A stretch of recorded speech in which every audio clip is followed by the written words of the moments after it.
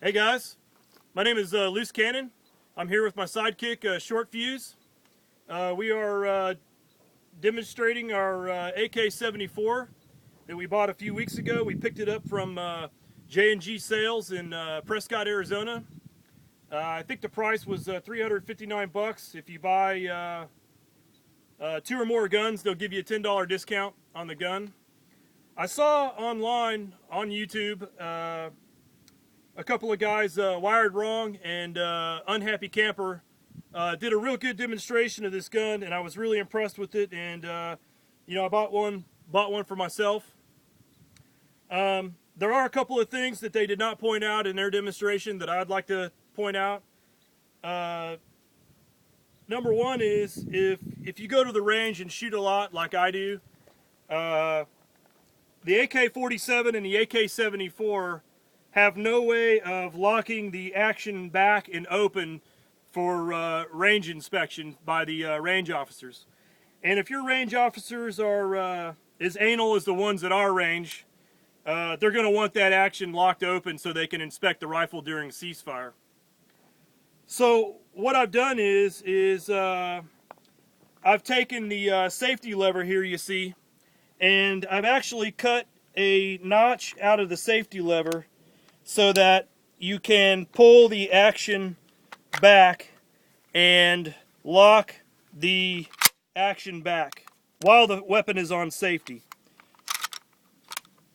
That holds the action open and is good for inspection by the range officer during ceasefire. And I understand that you can buy this piece from places online to replace this with one that's already notched out. I think they want $20 or $30 for it.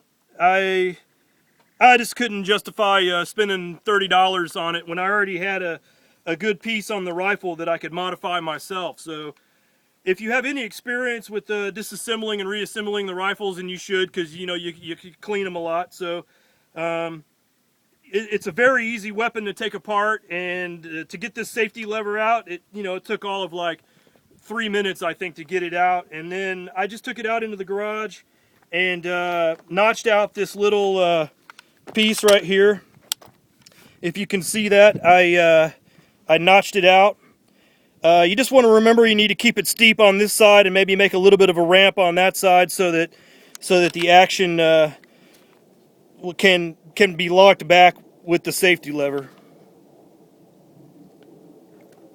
So then when you insert the magazine, obviously, and then it's just a matter of moving the lever down, and the weapon is loaded and ready to fire. That's the modification I made. The other modification was I took the original buttstock off, and I put this Tapco collapsible 5-position stock on it. I don't really care for the way the rifle looks with this stock on it. I actually like the buttstock it came with better. I think the rifle looks better. But I put this on it so that you could shorten it up for more tactical kind of things, like close quarter kind of thing. And then I also, the buttstock that was on it was slightly too short for me. So I decided to go this route to be able to extend it and shorten it so that my sidekick, Short Fuse, could also shoot the rifle with, comfortably, because it's a little bit too long for her in the stock position. So the other thing I wanted to mention was that Unhappy Camper and Wired Wrong didn't mention was that the ammo is cheap. 1,080 rounds is $149. I bought mine from J&G. One thing you have to keep in mind is that the ammo is corrosive. So if you're going to shoot that cheap ammo through it, you need to clean the weapon immediately after you've shot it.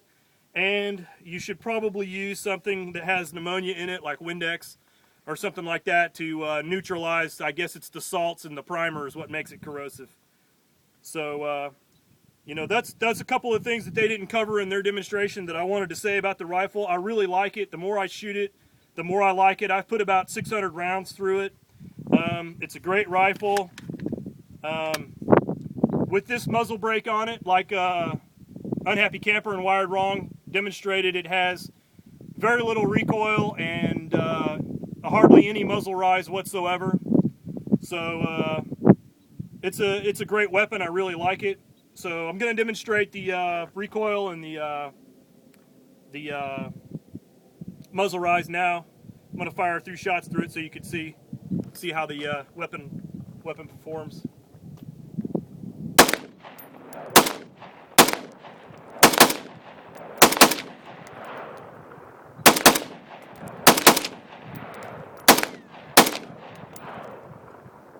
Now, as you can see, it has hardly any recoil and relatively no muzzle rise. It's very accurate. I've shot up to 300-400 yards with it with no problems, and that's just using the iron sights, of course.